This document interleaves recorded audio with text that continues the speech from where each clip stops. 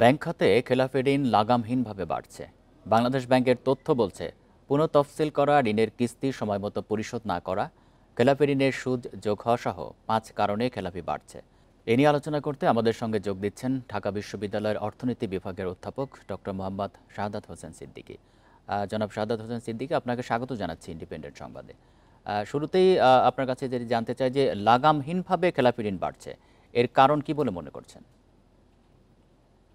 প্রথমত হচ্ছে খেলাপি ঋণ। আগে যে প্রক্রিয়ায় ঋণ দেওয়া হয়েছে, ঋণ দেওয়ার মধ্যে অব্যবস্থাপনা ছিল এবং অস্তিত্বহীন। একটা শব্দ দেখবেন যে 1991 যে সংশোধনীটা 2023-এ আনা হয়েছিল, ও অভ্যাসগত, মানে হচ্ছে যে যাদের অস্তিত্ব নেই তাদেরকেও কিভাবে লোন দেয়, এই বিষয়গুলো যখন বের হয়ে আসছে এবং খেলাপি ঋণের ক্ষেত্রে যে ইন্টারন্যাশনাল স্ট্যান্ডার্ড সেটা কিন্তু অন্তর্বর্তী সরকার প্রয়োগ করেছে, যে খেলাপি ঋণ কতদিন পরে খেলাপি হবে তার কিন্তু হিসাবায়ন আছে।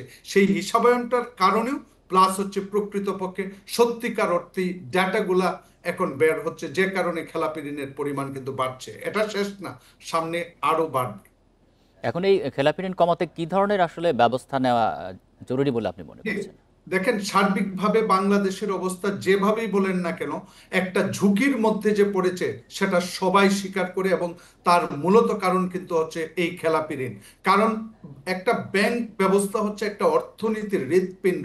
সেই হৃৎপিণ্ডটা যখন নষ্ট হয়ে যায় তখন আপনি অন্য জায়গাগুলাকে আর ভালো করতে পারবেন না, কারণ ফিনান্সিং একটা বড় রোল প্লে করে সর্বক্ষেত্রে। অতএব সেই জায়গাটা নষ্ট হয়ে যাচ্ছে, নষ্ট হয়ে গেছে। কি, বাংলাদেশের পৃথিবীর মধ্যে ওয়ান অফ দ্য হাইয়েস্ট যে আমরা খেলাপি ঋণ দেখতে পাই 24%, এবং রাষ্ট্রায়ত্ত ব্যাংকগুলা যেখানে দেখেছেন 40 থেকে 50%।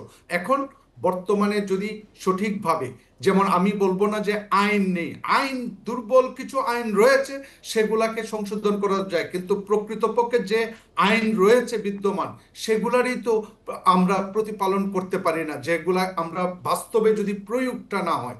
যেমন আমি বলবো যে খেলাপি কেন হয় তার পিছনের কারণগুলা কিন্তু আইডেন্টিফিকেশন করতে পারেন, এবং সেই ক্ষেত্রে আপনি যদি বলেন যে who are the regulator, central bank, তাহলে সেন্ট্রাল ব্যাংক পরবর্তীতে ভুল ধরতে পারে, কিন্তু কন্টিনিউয়াস যখন অপারেশন হচ্ছে তখন তাদের দায়িত্বটা কেন থাকে না?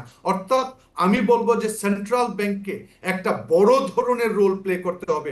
প্রত্যেকটা লোন সেন্ট্রাল ব্যাংকের কিন্তু নজরে থাকতে হবে, যে দেওয়ার সময় প্রকৃতপক্ষে আমরা জানি অতি মূল্যায়ন করা হয়।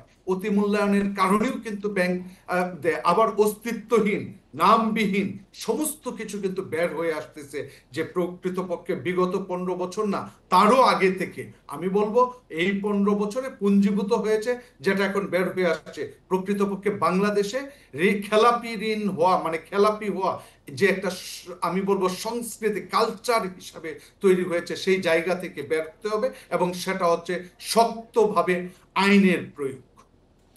ব্যাংক খাতে শৃঙ্খলা ফেরাতে তো নানা ধরনেরই পদক্ষেপ নেওয়া হয়েছে। কতটা আসলে শৃঙ্খলা ফিরেছে বলে আপনি মনে করেন? আমরা কিন্তু ভালো জায়গাটা এখনো বলতে পারিনি। এখন যে প্রক্রিয়াটা করছে অন্তর্বর্তী সরকারের সময় সেন্ট্রাল ব্যাংকের যে গভর্নর, উনি হচ্ছে প্রকৃতপক্ষে আইন যেগুলো সেগুলা খেলাপিকে খেলাপি বলার জন্য যে সংজ্ঞা, সেই সংজ্ঞাটা যেন স্বাধীনভাবে কাজ করে, ইন্টারন্যাশনাল স্ট্যান্ডার্ড অনুযায়ী যে মাপা সেটা যেন ভালোভাবে কাজ করে, সেই অনুযায়ী কিন্তু খেলাপি ঋণের পরিমাণটা বাড়ছে। কিন্তু যেদিন থেকে আমি দেখব যে প্রকৃতপক্ষে খেলাপি ঋণ কমছে এবং আমরা দেশে ইনভেস্টমেন্টের পরিমাণ বাড়ছে, এখন কিন্তু দুই দিক দিয়ে সমস্যা।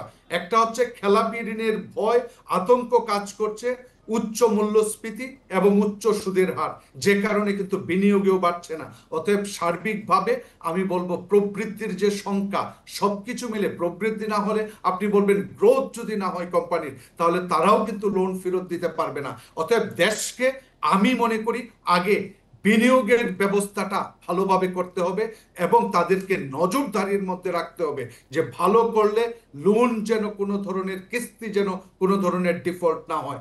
আরেকটি সেন্ট্রাল আরেকটি ব্যাংকের বিষয় একটু আপনার কাছে মনিটরিং জানতে চাই যে খেলাপি ঋণের ৭১% রাষ্ট্রায়ত্ত এবং বেসরকারি 10টি ব্যাংকের, এর মধ্যে শীর্ষে জনতা ব্যাংক রয়েছে এবং তার খেলাপির পরিমাণ ৭০,৮৪৫ কোটি টাকা। এই যে বিপুল পরিমাণ অর্থ খেলাপি, এটি আদায় করা আসলে সম্ভব হবে কি? দেখেন, সম্ভব হবে বলতে কি, খেলাপি ঋণের কিন্তু খেলাপি কারা সেন্ট্রাল ব্যাংকের কাছে ইনফরমেশন আছে, আপনি না জানেন তাদের নাম, কিন্তু এখন কিন্তু সেন্ট্রাল ব্যাংক জানে।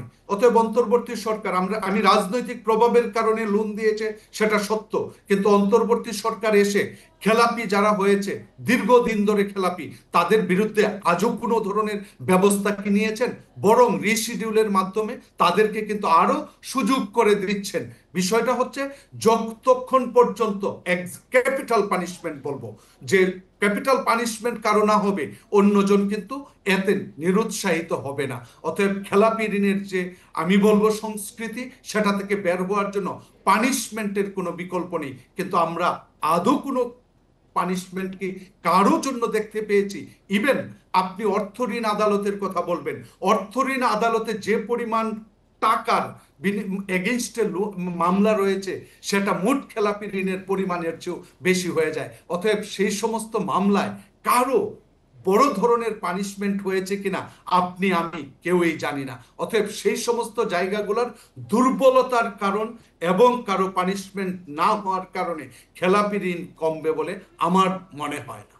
জি, জনাব শাহাদাত হোসেন সিদ্দিকী, আপনাকে অসংখ্য ধন্যবাদ দিচ্ছি এতক্ষণ আমাদের সাথে আলোচনায় থাকার জন্য।